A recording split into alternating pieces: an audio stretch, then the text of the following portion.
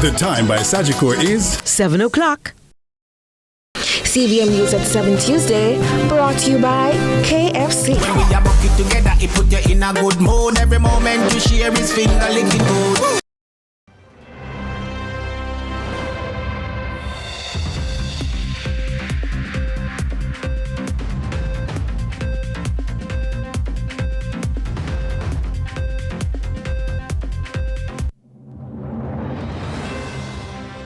Tonight in CVM News at 7, teenager dies by suicide, expert reacts.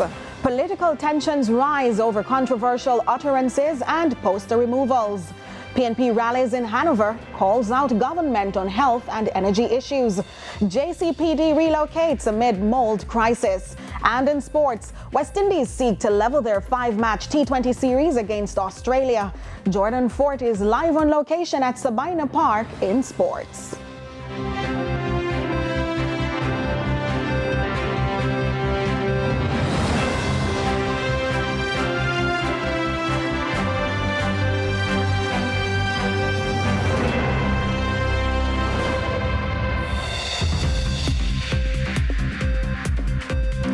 From Kingston, Jamaica, this is CVM News at 7 for Tuesday, July 22, 2025. Thanks so much for joining us. I'm Nika Lewis. We begin on a somber note. The district of Finegrass in Christiana, Manchester was left in mourning on Monday following the tragic death of a 15-year-old student of Knox College in the parish who allegedly committed suicide. We caution ahead of this report, some details may be disturbing. The deceased was identified as Kishane Stewart, a 15-year-old student who lived with his mother in Finegrass District, Manchester. It is reported that Stewart overdosed on pills shortly after learning he would be required to repeat grade 9. According to police reports, the incident unfolded around 2:45 p.m. at the family's home. Kishane was present while his mother engaged in a conversation with a secretary from Knox College High School. During the discussion, Richards was informed that her son would be asked to repeat grade 9. Upon hearing the news, Kishane reportedly left the room. Shortly after, Richards heard what she described as coughing sounds and went outside to find her son choking. Reports are that he asked for water and staggered towards a blue drum near the house, but collapsed shortly after. His mother discovered pink pills near where he fell and called for help. Kishane was transported to Percy Junior Hospital by a relative, but died while undergoing treatment. Investigators from the Manchester Police Division responded to the scene. A search of the area was conducted. 3 pink pills were found and were later identified by medical staff as Benadryl, an over-the-counter allergy medication. Suicide prevention specialist and co-founder of Choose Life International, Dr. Donovan Thomas says, hopelessness, humiliated, embarrassed. Maybe there's some of those emotions. And those can be devastating for a person, for a teenager just trying to cope with the challenges of life. Academic setback, failures can trigger a young person to take drastic actions. Meanwhile, the school's principal, Alexander Bourne, told CVM News that they were in the process of confirming the full details surrounding the incident, while prioritizing support for Stewart's family, classmates, and members of the Knox College community. Bourne explains that given the sensitivity of the matter and out of respect for the family's privacy, they are not in a position to make any detailed public statements at this time. But he says they'll be doing everything possible to provide pastoral care and counseling support for those in need. He says a full and formal statement will be made at the appropriate time, once more information is available and after consultation with the family. Carla Ramdeen, CVM News. Now to a developing story. The Independent Commission of Investigations, INDICOM, has charged Police Constable Patrick Walters in connection with the fatal shooting of his girlfriend, Dejanay Graham, in Richmond, St. Mary last month. Walters, who was charged following a ruling from the Office of the Director of Public Prosecutions, is facing 2 counts of murder and using a firearm to commit a felony. Reports are that the 36-year-old teacher and mother of one was at home when an argument developed between her and Constable Walters, which ended in gunfire. Graham was fatally shot while preparing for her school's graduation ceremony.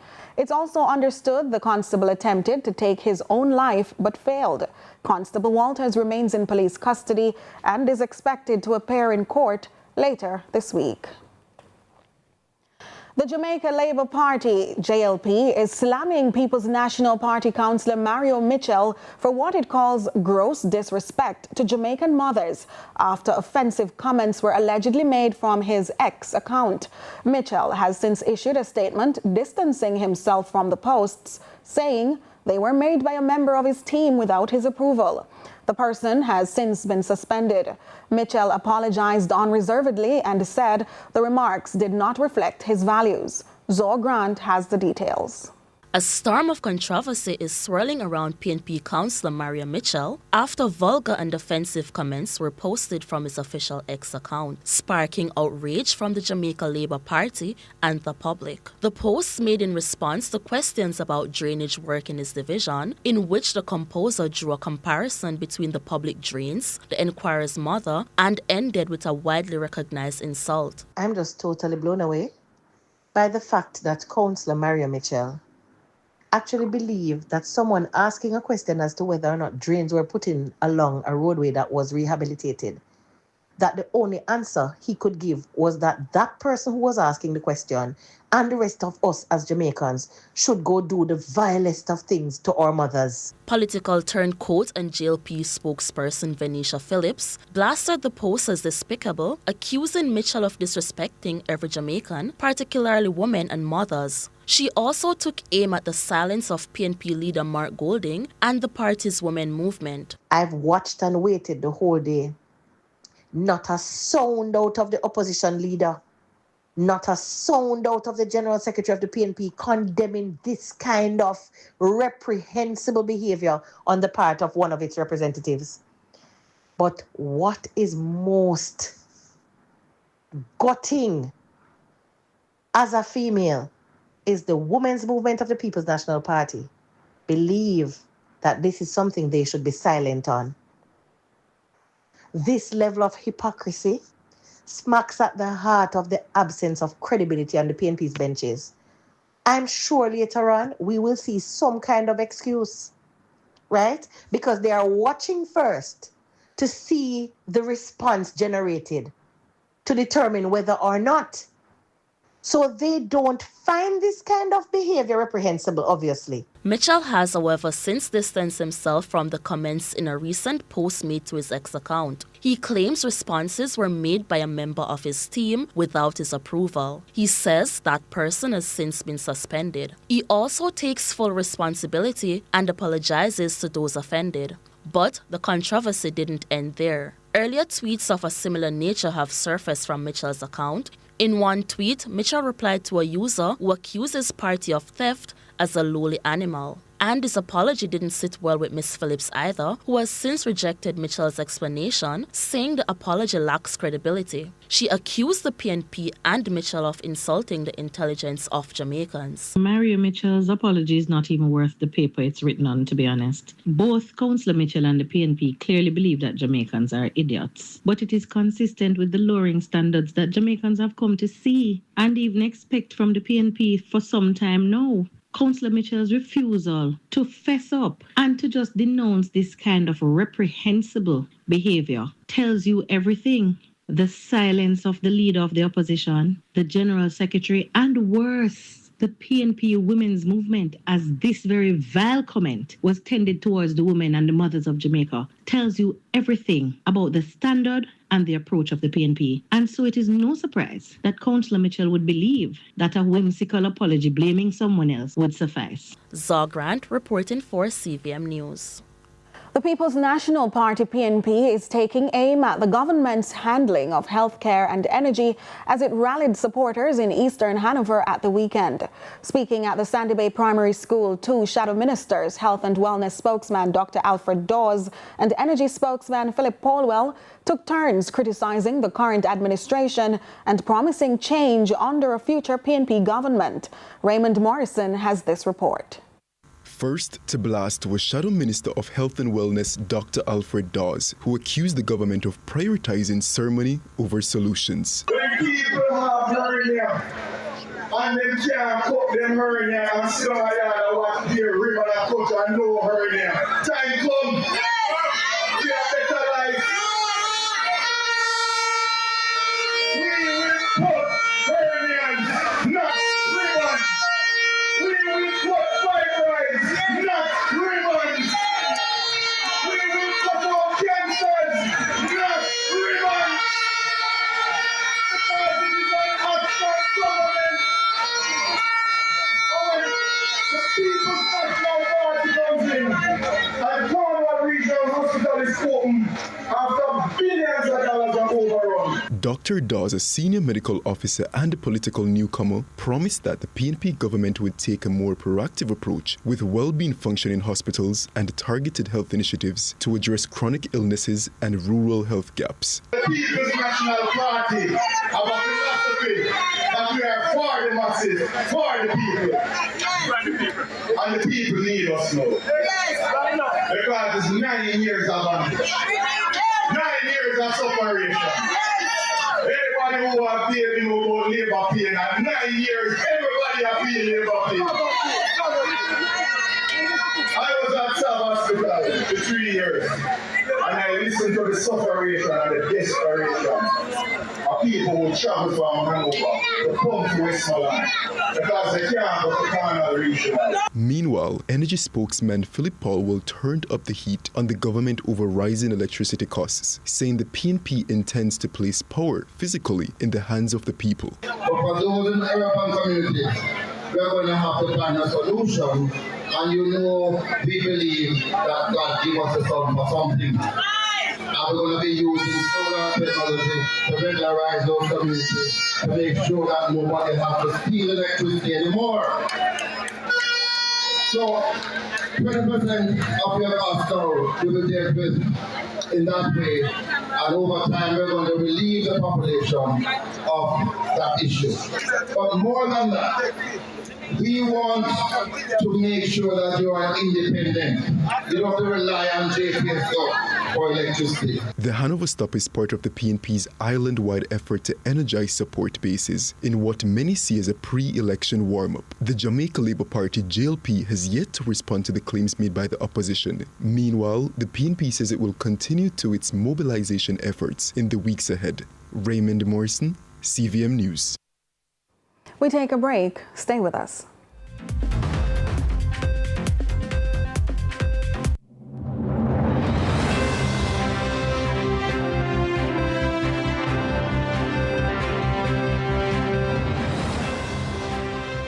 The world turns to Jamaica for the Caribbean Investment Forum, the region's premier investment event. From July 29 to 31, the Montego Bay Convention Center comes alive with global thought leaders, exclusive investment opportunities, high-impact deal-making sessions. Are you ready to invest in the Caribbean's future? Book now at CaribbeanInvestmentForum.com. Let's shape a smart, green, connected Caribbean. July 29 to 31, Montego Bay. Powered by Caribbean Export, Government of Jamaica, Jampro, EU, CARICOM, Republic Bank, and IDB. We a bucket together when everybody out. Fried chicken we a pre-bucket for the crew. Share a bucket together, everybody go live. Spicy original when we online. Bucket together to the new dance craze. Taste explosion bursting with flame. When we a bucket together, it put you in a good mood. Every moment you share is finger licking good. Bucket together, come make we bucket together. Hey, bucket together, bucket together.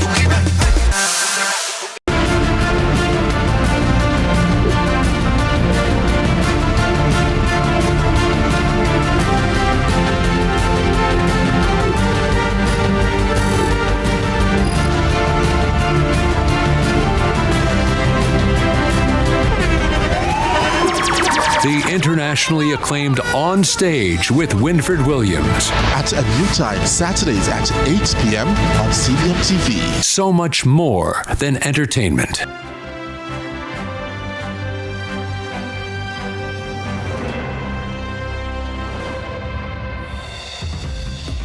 Thanks so much for staying with us.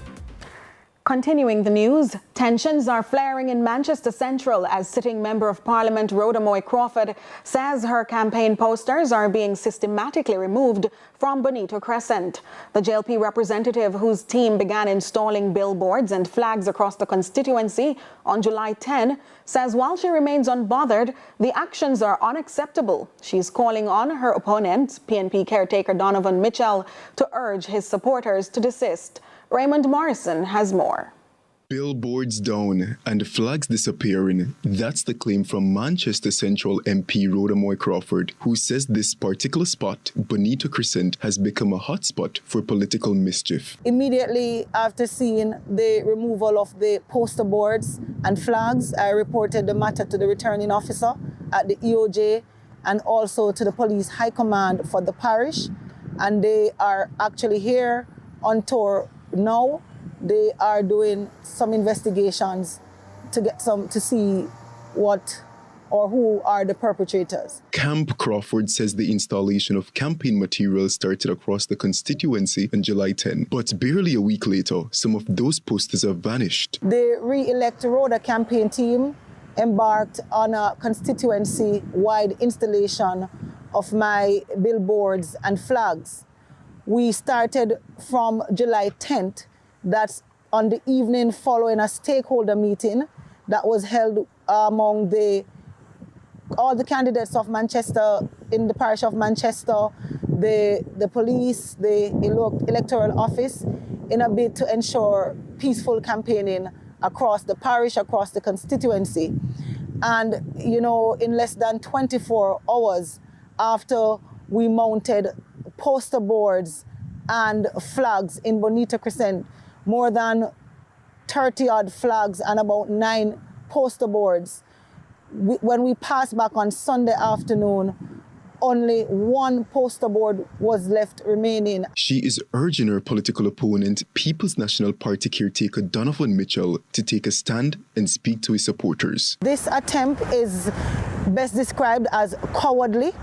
And the Re-elect Rhoda campaign, we are not phased, we are not derailed, we will continue our re-election efforts. I want to encourage my opponent to urge his supporters to desist from removing or damaging our poster boards and signboards. The incident is reminiscent of a poster removal saga in St. James earlier this year, where PNP candidates filed a court challenge after authorities removed their campaign materials. While MP Crawford says she won't be distracted, she's making it clear that political competition must remain fair and respectful, especially as election fever builds. I ran in 2020 and I never experienced this sort of intimidation or, I mean, it's just a cowardly act. We didn't have this either in the local government election. And this kind of politics, I reject it.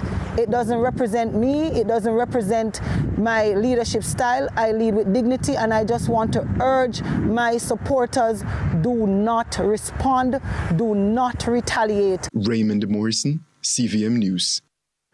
The Jamaica Council for Persons with Disabilities has temporarily relocated its services following a shocking revelation of a mold crisis at the agency's head office. It's understood that questions have been raised about the potential health implications of the mold infestation. CVM News visited the facility. It's a place meant to advocate for the nation's most vulnerable, but now the building itself is in crisis. A silent intruder has crept into the head office of the Jamaica Council for Persons with Disabilities, JCPD, at 10 Ripon Road in Kingston. Mold. And it's taken residence in the office's air conditioning units, spreading to every chair, every desk, every window. Services have been temporarily relocated to 18 Ripon Road. Now, as you can see, cleanup work is currently being carried out on location. It's expected to be completed by Thursday. But hard to ignore are questions being raised about the possible health implications for staff and members of the disabled community who seek services from the office. Dr. Christine Hendricks is Executive Director at the JCPD. Well, the staff have complained that they're not feeling well. However, there's no formal medical complaints or documented health impacts directly attributed to the mold situation. The council says it first became aware of the mold in January. Then a report by the Kingston and St. Andrew Public Health Department confirmed the infestation in April. In a release earlier this week, the JCPD said it immediately took precautionary measures to include relocation plans. A plan that didn't materialize until this week, months later. The challenges of finding a location has been varied. So it is either that the cost is outside of our budget or the spaces are inaccessible.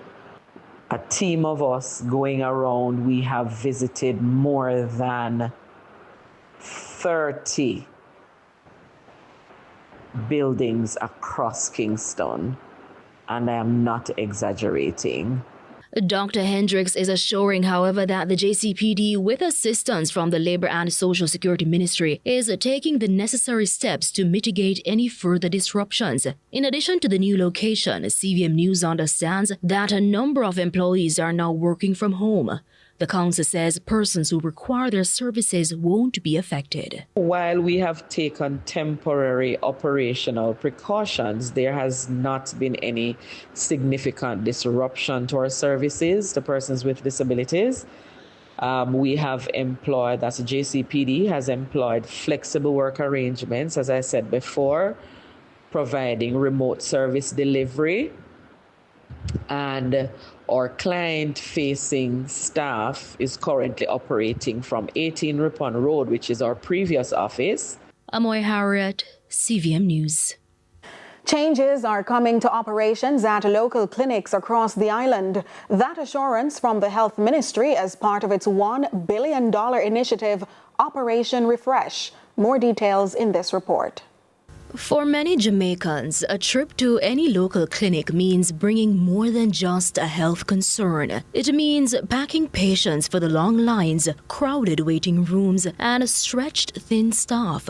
In some parts of the island, the wait for care might even begin long before the doors open. But this may soon become a thing of the past. The Health Ministry is ramping up efforts as part of its $1 billion initiative Operation Refresh. The operation, which began last year, seeks to improve the appearance and functionality of health centers.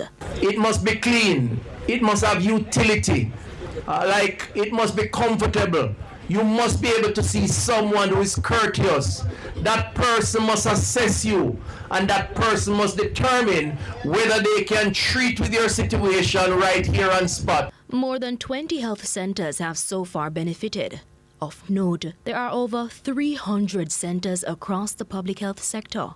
How the system works, it's not always going to be possible to put every service in every facility. And there are many reasons for that. For starters, you have to have the people to man the facilities. Now, there have been mounting reports in recent months about an overwhelm at public hospitals. Just 2 months ago, the Health Ministry revealed there's overcrowding at major hospitals, including the University Hospital of the West Indies and Kingston Public Hospital, with admissions of up to 150 patients daily. The minister says improved services at clinics could help ease this burden. Since last year, some 300,000 less visits have been made to hospitals, with patients instead seeking service at health centers. It means that the policy is working, and that's exactly what we want. Now, how we get there? Improve the credibility of our health centers. And credibility means better working environment for the staff, better facilities for the patients or for the residents. The program is expected to come to a conclusion by the end of this year. Amoy Harriet, CVM News. The San Myrna Foundation has donated $1.5 million to the Balmaji Primary School students who excelled at the top of their class for the last sitting of the primary exit profile examinations. The chairman of the school and director of the San Myrna Foundation was overjoyed to contribute to his alma mater. Crystal Williams has more. With all my struggles and everything that I go through, here I am today, giving back to you kids $1.5 million in scholarship. Wow. You need to give yourself a round of applause. Director of the San Myrna Foundation, Robert White, in his address to the scholarship awardees of Balmaji Primary School, recalls an era when current opportunities such as scholarships were out of reach and learning had to take place in less than ideal conditions. The school's chairman, who is now a past student, is elated to give back, as he is no stranger to supporting the education of those coming after him. So far, we already give probably over $20 million in scholarships to various schools, various students, and to different people that go to, move on to other education. Britannia Williams, past top student of Balmaji Primary and elder sister of awardee Faith Williams, also expressed gratitude to the foundation for the financial assistance. They are showing excellence, and I know it will only continue. Yale, I see the Harvard, I see the MIT, I see the Microsoft people, I see all of that. Princeton, yes. I see all of that.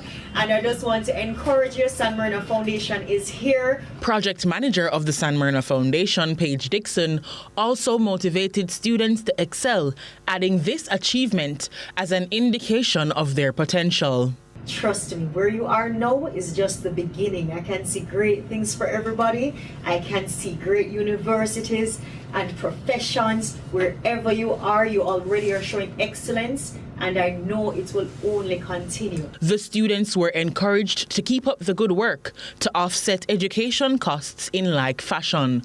Crystal Williams, CVM News. We're now joined by Ronaldo Adams for a sports preview. Thank you, Nika, and good evening, viewers. So tonight, the main event in sports will be the West Indies attempting to level their 5-match T20 series with Australia at Sabina Park. The match is currently underway, and Jordan Fort is there to give us a live update. But stay tuned for that. That's later. Also, we have a bite from Roger Stoner. If you remember, he's the Olympic gold medalist from Jamaica who switched allegiance from Jamaica to Turkey. So he has finally broken his silence, and we'll have that also in sports. So please stay tuned. Thank you so much. And we take a break, so stay with us for so much more.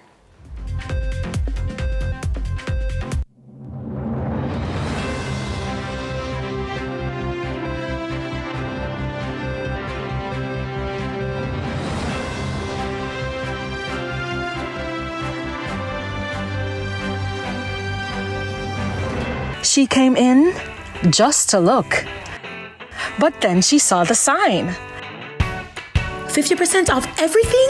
No, that's a blessing. Yes, 50% off the entire store from July 25th to the 27th. From curtains to decor, we have everything to refresh your space. Limited time, limited stock, major savings. Faithful Homes Decor, Mall Plaza Halfway Tree, style your space, save in style. Every dream conquered is another dream gained. I land and I fly again like a jet plane. Headed straight in your direction. 'Cause I'm wiser, one step closer. I'm winning 'cause I work so hard. And the music keeps on playing, and the people that I say we are my show tonight. Oh, what a feeling! Don't stop dreaming. Keep on.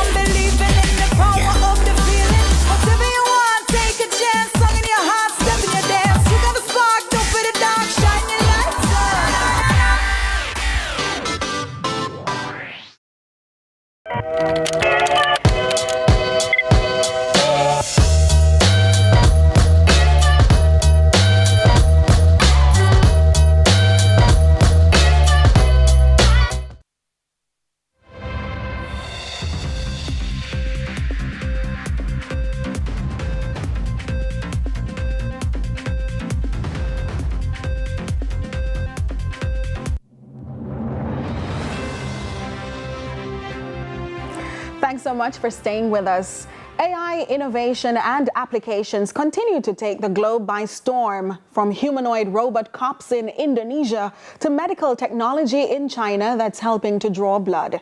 It's clear this heat of invention will outlive the summer. This is Tech Pulse.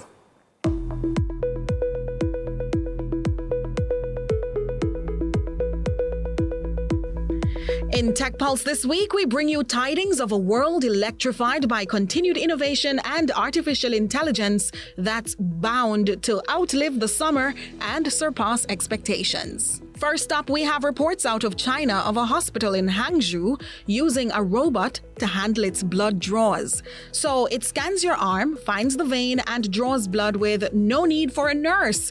It was created by Beijing's Magic Nurse. This machine hits the vein 94% of the time with more accuracy than many human nurses. So naturally, we ran to the comment section, where some social media users said, "I ain't sticking my arm in there." Another shared, "Try it on an 89-year-old confused lady with loosed skin." ...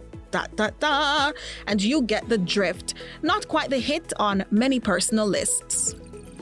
But elsewhere over in Denmark, things got a bit warmer this summer as the Danish government passed a new law giving people full legal rights over their face, voice, and identity. This means creating or sharing deepfakes without permission is now illegal. Platforms must remove fake content if someone asks, or face big fines. The law still allows parody, satire, and journalism, protecting free speech. But it's one of Europe's first real steps to fight deepfake abuse and AI impersonation. Experts think more countries might follow as worries about AI misuse keep growing.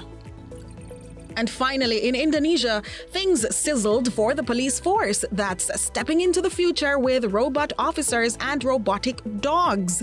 Yes, at their 79th anniversary event in Jakarta, 25 advanced robots were revealed, including humanoid robots in full police uniforms, tank-like bots, and IK9 robot dogs trained to sniff out drugs and explosives. These robots come loaded with tech-like facial recognition, surveillance tools, and sensors to help with bomb disposal, search and rescue, traffic control, and even hostage situations.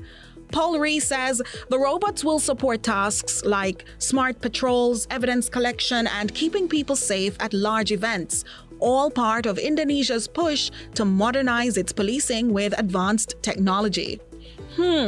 Imagine what that could mean for crime fighting in countries like Jamaica. So that's it for Tech Pulse. The future is now.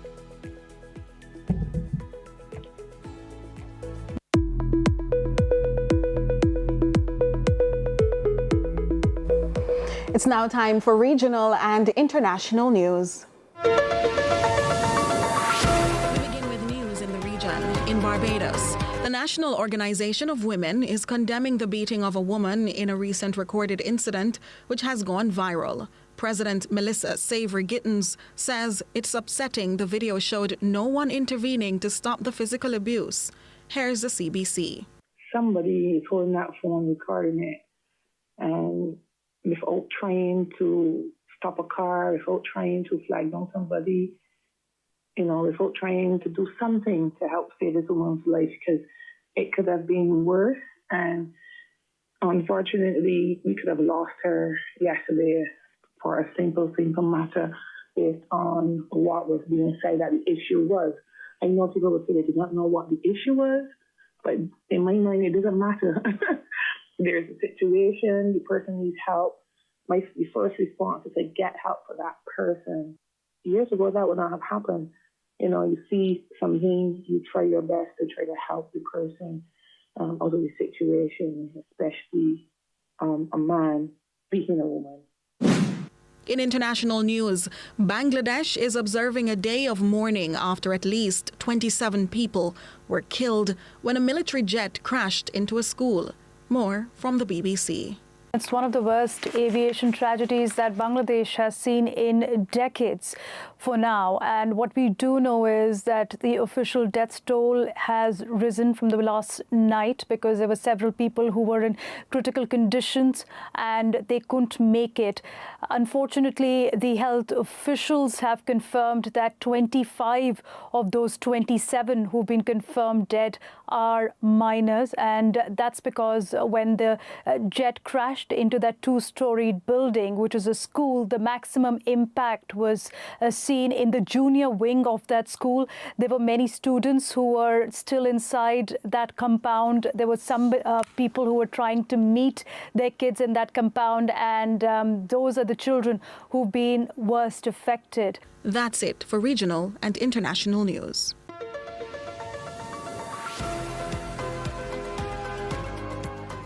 We make way for sports after the break.